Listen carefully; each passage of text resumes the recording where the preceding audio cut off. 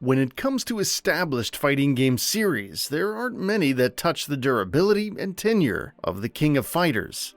Pushing 3 full decades since the original's launch, the franchise has had its ups and downs throughout the years, but it's seen a bit of a turnaround with the launch of King of Fighters 14 in 2017, and 15 now, almost 5 years later. As it stands, 15 doesn't reinvent the wheel for the franchise, nor does it offer any major new mechanics or features that will make anyone familiar with the series uneasy or uncomfortable. But the upgrades to its presentation and refinement of its mechanics put it firmly back in the conversation of top-tier fighting games, even if its structure leaves a bit to be desired.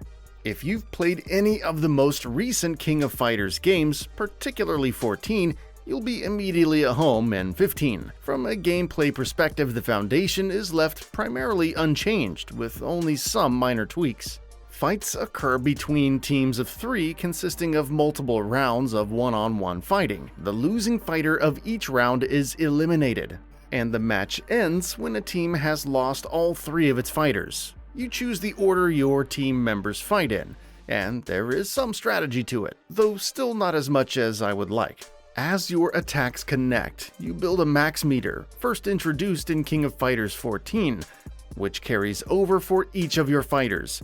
You can accrue up to 4 bars of your max meter, and you can use these for a variety of stronger and faster attacks.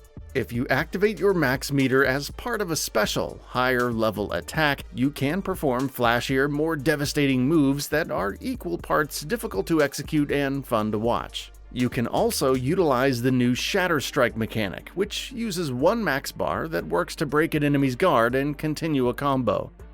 There are, of course, tons of nuances that make the gameplay easy to jump into but almost impossible to master.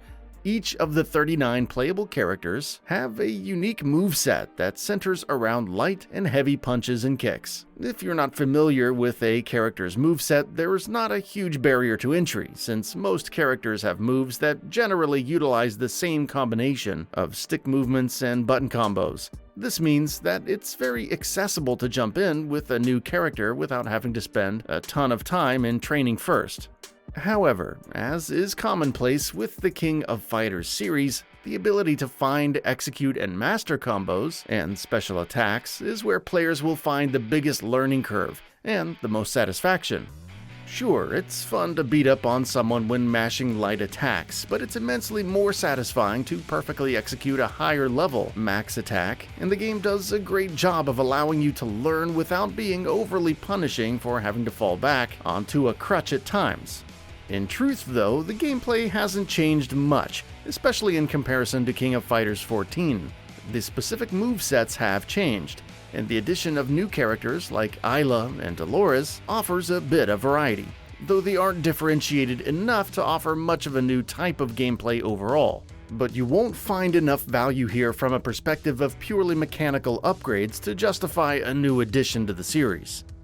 Instead, the real value of King of Fighters 15 comes from the upgrades or pure fixes that smooth out the rough edges that 14 encountered in its transition to a purely 3D art style and a more online-focused experience. The visuals, for one, are a marked upgrade from 14. Character models are no longer quite so flat and muddy, and instead, they have a lot more life and color, not to mention visual quality, to make them a lot more interesting to look at. Stages and environments too are much more detailed, and while they don't all have much going on in the background, they are differentiated enough to avoid feeling like you're fighting in the same place over and over.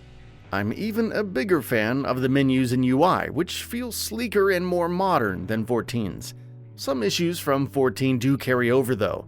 Character animations aren't as refined as they could be, with many of the lighter attacks feeling much more direct with their characters, though the heavier and special attacks are frequently very fun to watch. When fighting against the CPU too, enemy AI can range from startlingly stupid to professional level talented, even within the same match, Sometimes an opponent would allow me to button mash, with little in the way of guarding or avoiding. And later in the round, they'll seemingly know my next move before I do. Especially in the story mode, this can be a frustrating difficulty spectrum to get used to. While King of Fighters 15 focuses clearly on its PvP modes, it follows 14's footsteps and includes the story mode that resembles a campaign, though it isn't as substantial as you might hope.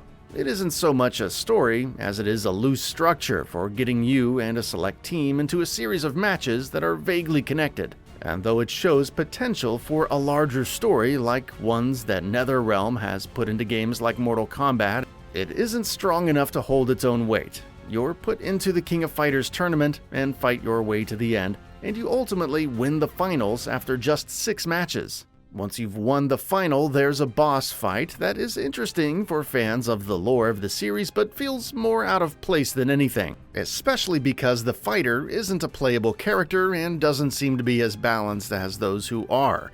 The times where I beat the final boss boiled down to my finding a move that could juggle them more so than actually finding their weak point. Given that it only takes about an hour or 2 to beat the entire story, this is more of a training ground than anything, exemplified by its save structure, or lack thereof.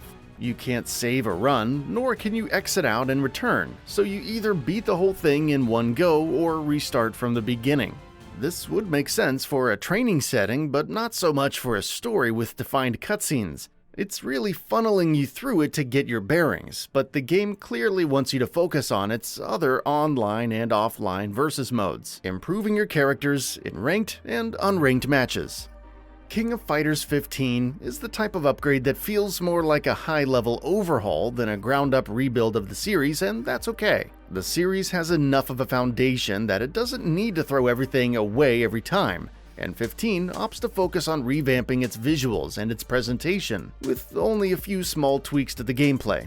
In short, if you're familiar with the series, especially if you played 14, you not only will be comfortable here, but you'll be able to jump in with no questions, but you shouldn't expect an entirely new experience to boot.